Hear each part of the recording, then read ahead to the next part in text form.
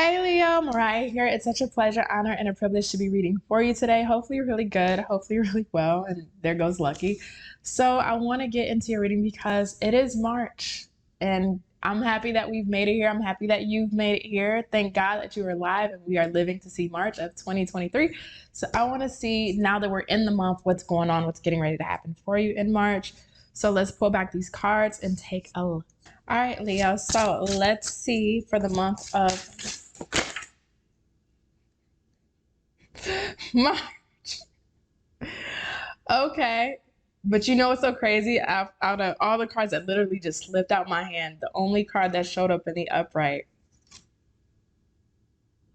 is your energy, strength. So as much of a clusterfuck that was for a second, this tells me more of the inner psyche of you. The fact that just happened that way. It normally doesn't. We're jumbled a little bit in the mind. Something's a little bit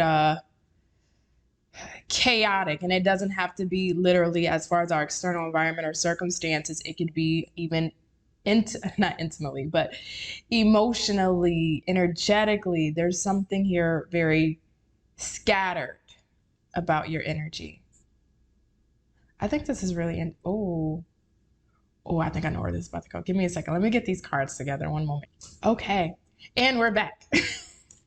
I want to highlight one more thing before I pull one last card. If you do look at this, at the top, this woman, she's holding this sphere, and it spells out star. And then you have the dragonflies in the background. This feels like I'm speaking to a Leo who is getting ready to be the first at something. I don't know what that is as far as being the first of what. You're getting ready to be the first of something.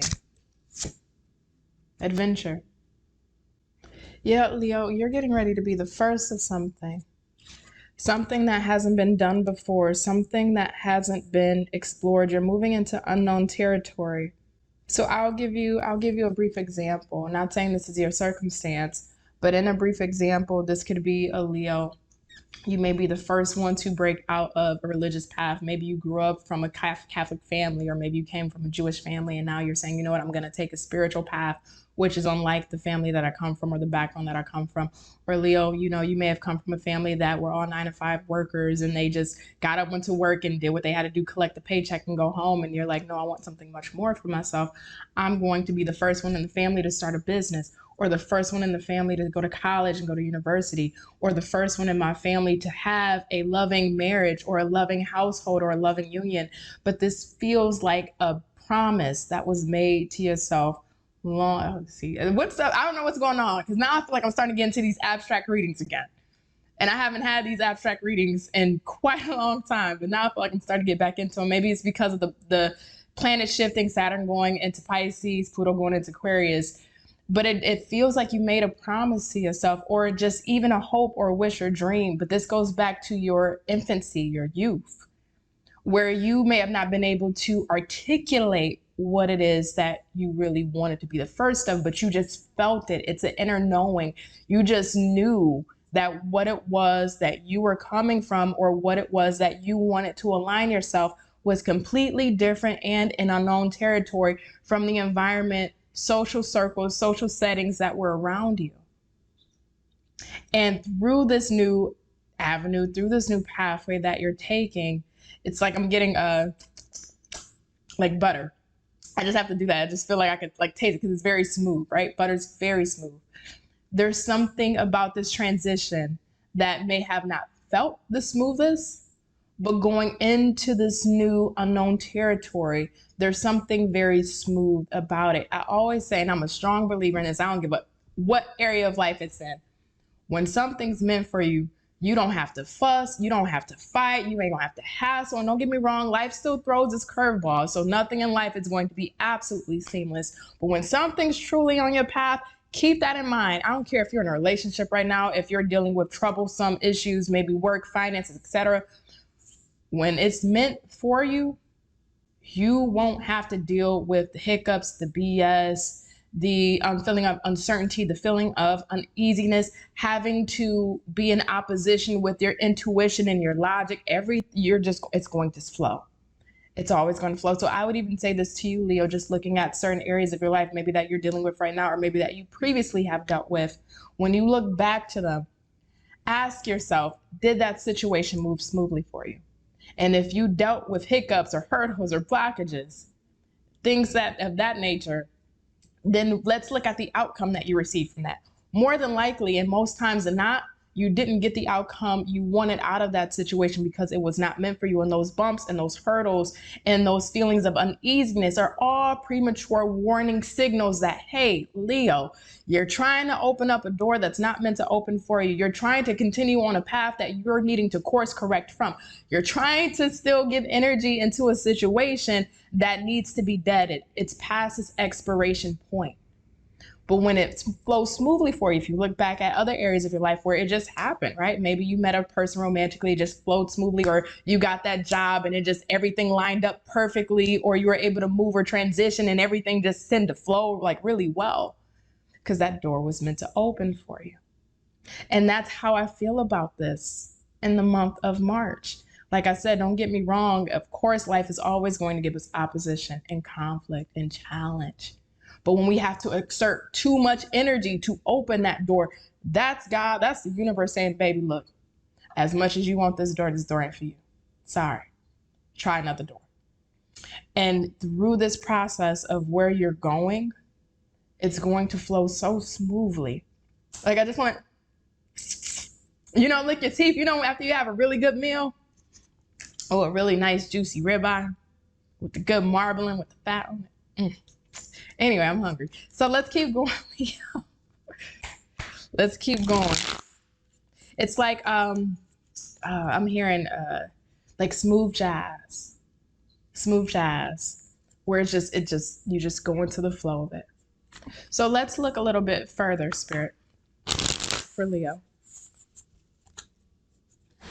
Tell me, for Leo in the month of March, what is it that they're needing to know about their month of March? We have the King of Swords in the reverse. We also have the Knight of Swords in reverse and the Judgment in the reverse.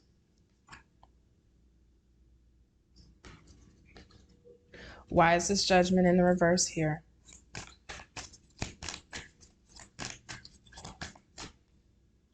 The Nine of Wands. The World on the bottom. Some of you, just kind of side message here, some of you may be traveling, in the Six of Swords, yeah. Some of you may be traveling, relocating, or dealing with a situation that may be at a distance from you, something that may be far from you, or again, moving into uncharted territory. That's the Six of Swords in the world. You're moving into uncharted territory that is going to, I don't want to say force, I think that's a bit abrasive, but that's going to nudge at you to expand your horizons, expand your mindset. Do not be too rigid, because the world is very fixed energy. Do not be too rigid on your set beliefs, your set ideologies. Don't be too rigid on how something should play out or how things should flow with the situation. It's just going to flow. When it's meant for you, you don't have to calculate it, over-calculate it, go into analysis paralysis, overthink it, over-process it. Stop. You don't have to. And that's this rigid energy, because we may have certain expectations moving into this uncharted territory of how it should play out, how it should unfold, or what we would like, setting expectations. No expectations are the best expectations to have, because when something's meant for you, it meets and supersedes your expectations. Keep that in mind. So you don't have to be in this rigid energy. And a lot of times when we start to get in this rigid energy, it comes down to a sense of control, because there's fears that's stemming from that. Because we have this expectation, we want it to play out a certain way because we don't want to get disappointed.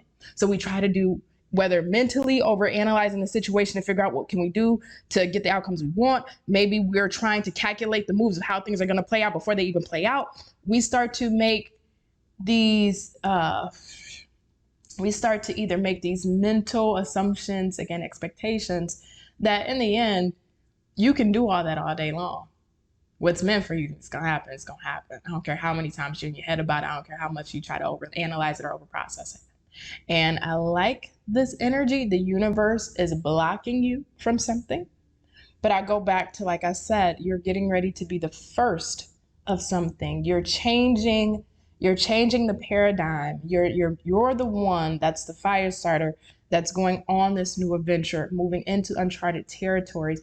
And you may have a person or people, hopefully it's not yourself, because this can be looked at your own internalized thoughts towards yourself, right? Limiting beliefs, telling ourselves, negative things.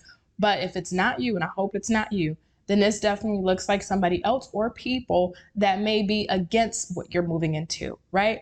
It's like, for example, Leo, say if you have a dream to become an entertainer, an actor, start a business, and the people that may know about this, or who you may have told that you want to do this, or even have some inclination that you're starting to move a little bit differently than your normal beaten path, they may start to be impulsive with their words or their actions towards you, because they feel like, why are you doing that? This is not going to work for you. This may not be successful for you. Or you may, even on the flip side of it, you may have people that want to detach themselves from you because what they think that you're doing or moving into is absurd. It's not in alignment with their beliefs. They may think you're crazy, or they may think you're being so different, or you're being out of character.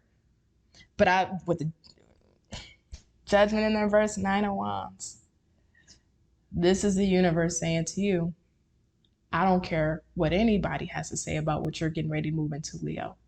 If they cannot understand your path and your purpose, they're not meant to be in alignment with them, or alignment with you. That's really what I'm trying to say. They're not meant to be in alignment with you. And this is the universe saying, hey, we will close that door. And this goes back to what I was talking about a little bit ago, where when something's meant for you, it's just going to flow. You don't have to struggle, go through strife. You're not going to have to do that. And whomever or whatever this is has been the struggle, has been the strife, has been at some form of opposition towards you. And if it's yourself, this is the universe telling you, hey, Leo, get out of your head, get out of your mind, get out of your body about a situation. Stop. It's not going to get you the outcome you want. Remove this rigidness from your spirit. Remove this rigidness from your soul. You don't need it. It's going to flow for you. So I want to see what's on the other side of this adventure, Spirit.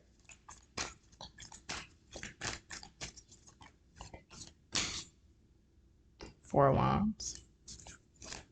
What's on the other side of this adventure for Leo? Queen of Swords.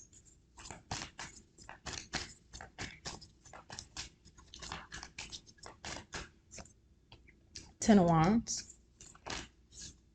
And the Emperor. Bottom of the deck is the Wheel of Fortune.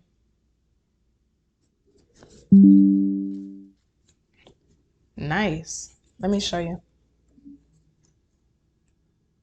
So we have all four of these here. I kind of want to know, who is this Emperor for you? That Wheel of Fortune on the side. Who is this Emperor for Leo? The Eight of Swords.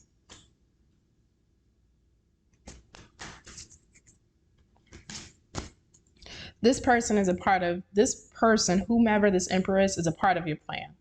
This is a part of this new change that you're moving into. This person is a part of the uncharted territory. So this could be an advisor, a friend, a consultant, a romantic partner. You're going to be meeting somebody along the way. This is somebody, and the Eight of Swords can be a very tricky, heavy energy. I don't feel it from this though. This feels like somebody who's very dead set, foot in the cement, to help lead you or help guide you through this new territory, this uncharted territory that you're moving into. So let's say, one last example here, because you know me, I'm the queen of examples. One last example here. Let's say, Leo, you are a person that is going into business for yourself. You want to start your own business, whatever that business may be.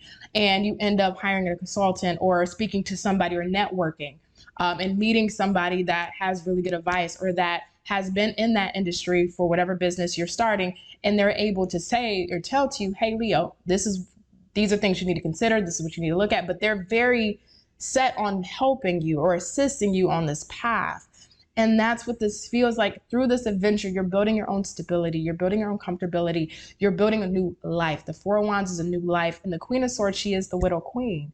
So even with her coming here, this is indicative. I don't know if I can speak. But with her being here, this is indicative of divorcing what you've been through, cutting out what you've been through. And though it may have been heavy to do so, and though it may have been difficult to really break away and go on this new uncharted territory because it is the unknown, it is bringing you some form of internalized peace, if anything. Internalized peace, because now you're living authentically you. And that's, out of all the queens, I would say the Queen of Swords is the most authentic to her truest nature. You're living in your authentic truth. You're living in your authentic purpose. You're living in your authentic path. And with the Four Wands, you're able to build a really solid foundation for yourself that other people couldn't do, right? And this goes back to you being the first of something.